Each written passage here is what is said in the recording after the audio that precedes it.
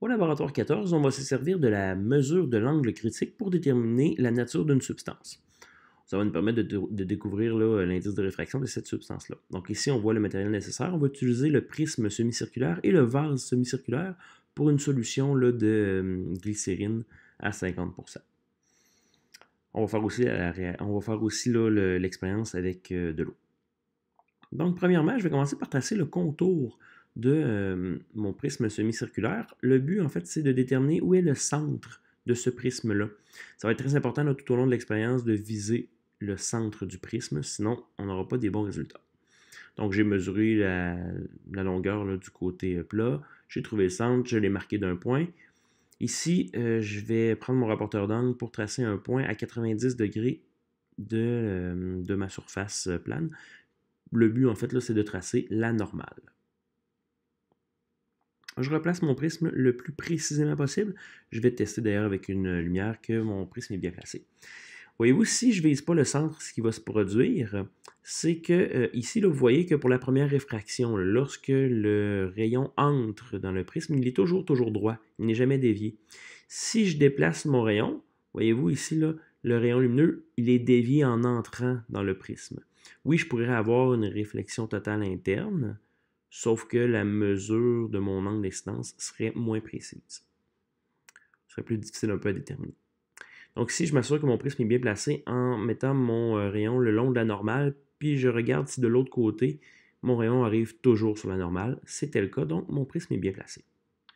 Ensuite, ce que je fais, c'est que je déplace mon rayon, toujours en visant le centre, de façon à ce que le rayon réfracté arrive à 90 degrés de la normale, donc comme qu'ils suivent là, le côté plat. J'avais dépassé, je le replace un peu, et puis là, dans le fond, je viens de trouver mon angle critique. Donc, je trace 2 points pour le rayon incident, 2 points pour, ici, c'est le rayon réfléchi. Puis ensuite, je vais pouvoir, avec une règle, tracer ces rayons-là. Donc, premièrement, mon rayon incident.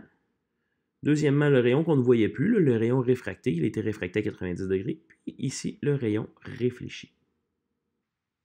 Ce que je fais ensuite, je vais aller mesurer mon angle. En fait, là, mon angle incident, donc 10, 20, 30, 40, 43 degrés pour l'angle incident, qui se trouve être mon angle critique. Hein, dans le fond, l'angle qui fait que mon rayon réfracté est à 90 degrés.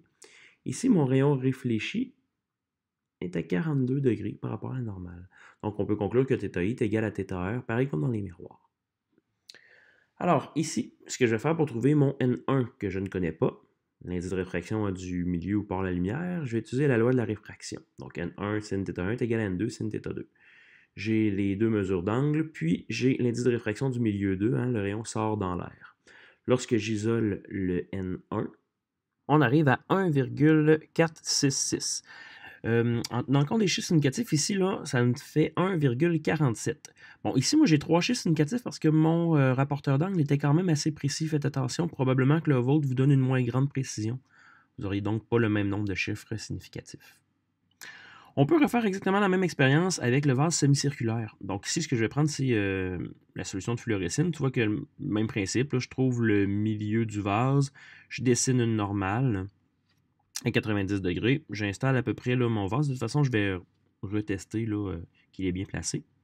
Je mets ma solution de fluorescine, je mets mon rayon directement sur la normale. Je m'assure qu'il ressort encore tout droit sur la normale. Sinon, j'ajuste mon vase. Toujours en visant le centre du vase semi-circulaire, j'essaie de trouver le rayon réfracté à 90 degrés, comme ici. Je dessine la position de mon rayon incident. Ici, je ne voyais pas vraiment très bien mon rayon réfléchi. Là. De toute façon, ce n'était pas vraiment grave, c'est pas ça qu'on voulait. Donc, je viens de trouver mon angle critique. Je mesure ici mon angle critique, 45 degrés. Donc, en fait, c'est l'angle incident qui fait que mon rayon réfracté est à 90 degrés. C'est ça mon angle critique. Donc ici, avec le même calcul que tantôt, avec la loi de réfraction, je vais pouvoir trouver l'indice de réfraction du milieu 1, c'est-à-dire de la fluorescine.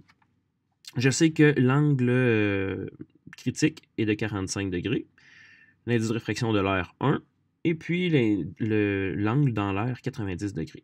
Donc en isolant mon N1, on arrive à 1,414, puis toujours en tenant compte des chiffres significatifs, là, ici j'ai 3 chiffres significatifs, donc je vais arrondir à 1,41. On pourrait aussi utiliser là, une autre méthode, toujours à partir de ma loi de la réfraction. Comme on sait ici que l'angle critique, pas l'angle critique, mais c'est-à-dire l'angle réfracté sera toujours de 90, puis que le sinus de 90, c'est égal à 1, on va avoir N2 fois 1, hein, donc N2. Donc, ce que je peux faire ici, c'est me dire que N1 fois sin de l'angle critique me donne N2, puis normalement, on l'écrit plutôt de cette façon-là, là, sinus de l'angle critique est égal à N2 sur N1. Ici, mon but, moi, c'était de trouver N1, fait que je vais l'isoler. Puis je trouve encore une fois 1,41, qui est exactement la même méthode, c'est le même calcul finalement, mais bon, ben, ça permet d'aller légèrement plus vite lorsqu'on utilise notre calculatrice.